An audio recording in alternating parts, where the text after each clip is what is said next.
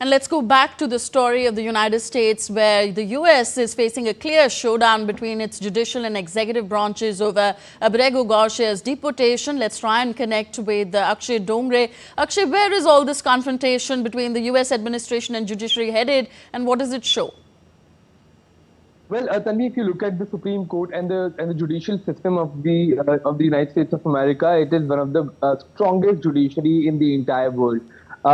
Usually, we have seen that any kind of confrontations that have happened between the judiciary and the legislature have not, and the executive as well, have not been pretty tight, because we have seen that all of these wings of the government are working independently in nature. And in fact, if you talk about judiciary, it has its own strengths, it has its own checks and balances, and that's perhaps the reason why the Supreme Court of the United States of America is perhaps one of the most powerful institution in the country as well. And if you look at this showdown that's taking place between the Trump administration and the judiciary, it's not new. It has happened before as well. In the last administration of Donald Trump, similar kind of tussle had happened, but we saw that after a point in time, the Trump administration had to accept the decisions of the Supreme Court, certain decisions that were controversial in nature when it comes to immigration, when it comes to many other things that the Trump administration was arbitrarily putting as far as the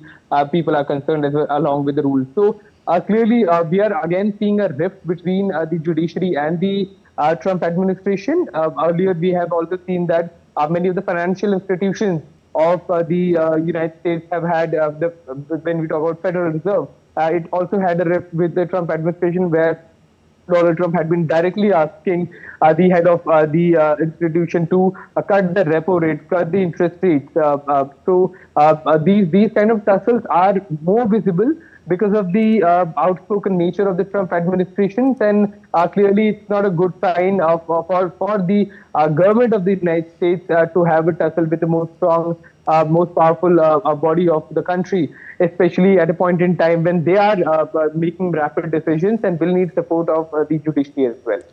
Okay, Akshay, talking a bit more of Trump's plans for this self-deportation program, where he's proposed giving stipends to migrants living illegally. Do you think it will find consonance in America? Well, it's not a new system, Tanvi. It has happened in other countries as well. In fact, even Sweden and other countries, there are many countries that are now offering stipend to people, money to illegal immigrants to self-deport themselves so that they can go back to their countries and start a new life. That's perhaps one of the ways which is being explored as far as the deportations and combating illegal immigration is concerned. But when it comes to the United States of America, people are spending huge chunks of money. Nobody just enters the United States. Either you have to go through legal routes that can take a lot of time.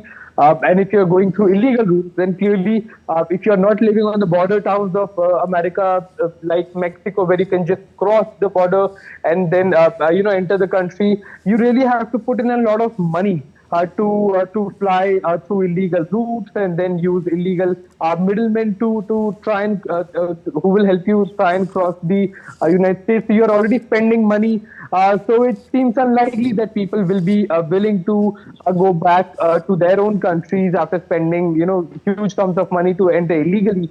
And they will be coming and self-deporting themselves. So for a country like US, it is unlikely that people will be going back.